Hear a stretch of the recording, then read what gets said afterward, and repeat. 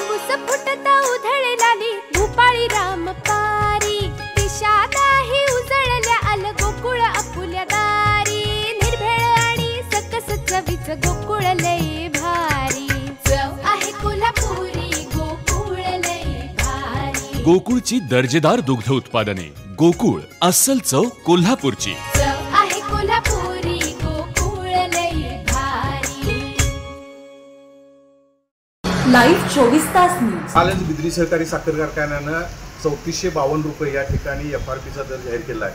हा स्वाभिमानी शेतकरी संघटनेला दर मुळातच मान्य नाही, कारण बिद्री राज्यात उच्चांकी दर देते म्हणून टिमकी वाजवणारे KP पाटील साहेब बिद्री सहकारी साखर कारखान्याचा FRP प्रमाणे 3552 रुपये दर बसत असताना आणि 1967 शुगर कॅन ॲक्ट सुद्धा सांगतो की 14 दिवसात तुटल्यानंतर FRP पूर्ण रक्कम शेतकऱ्यांच्या खात्यावरती जमली पाहिजे, असं असताना सुद्धा ते 3452 रुपये या ठिकाणी बोलावलेले आहेत। हे खरं तर स्वाभिमानी शेतकरी संघटनेला मान्य नाही।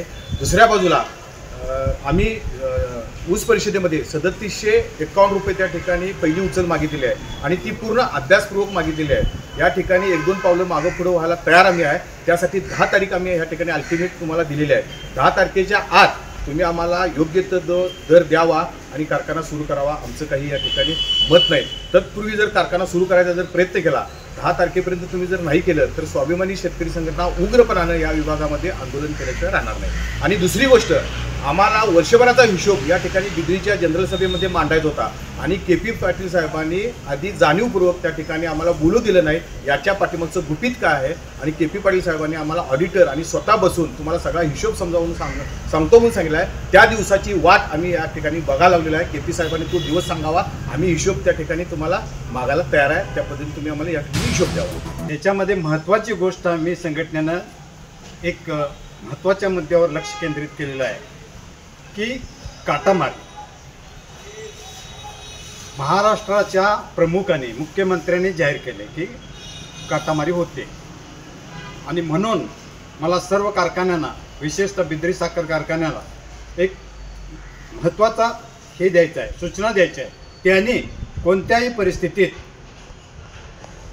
कुणाच्याही काट्यावरून जरी ट्रॅक्टर आला तरी त्याने त्या ट्रॅक्टरवाल्याला, वाहतूक कंत्राटदारांना कोणत्याही प्रकारचा त्रास द्यायचा नाही। त्यांनी शेतकऱ्यांच्या मध्ये चांगल्या पद्धतीचा विश्वास निर्माण करायला पाहिजे की बिद्रीचा काटा हा धर्मकाटा आहे। ते म्हणतात धर्मकाटा, आम्हाला ही गोष्ट मान्य नाही। म्हणून या काटामारीच्या दृष्टिकोनातून कोणत्याही परिस्थितीत आम्ही शेतकरी संघटना स्वाभिमानी कोणत्याही परिस्थितीत लढा चालू केलेला आहे आणि तो आम्हाला न्याय मिळेल तोपर्यंत याच्याबद्दल आम्ही सातत्यानं आवाज उठवत राहू। शेतामध्ये दिलेले आहेत, काही संचालकांच्या शेतामध्ये दिलेले आहेत, पण शेतकरी ऊस द्यायला तयार नाही, तो थांबलेला आहे, सजग झालेला आहे। त्यामुळे येत्या काळामध्ये हे आंदोलन तीव्र झाल्याशिवाय राहणार नाही। महाराष्ट्रातील ताज्या घडामोडी पाहण्यासाठी लाईव्ह 24 तास न्यूज चॅनलला सबस्क्राईब करा आणि बेल आयकॉनवर क्लिक करा।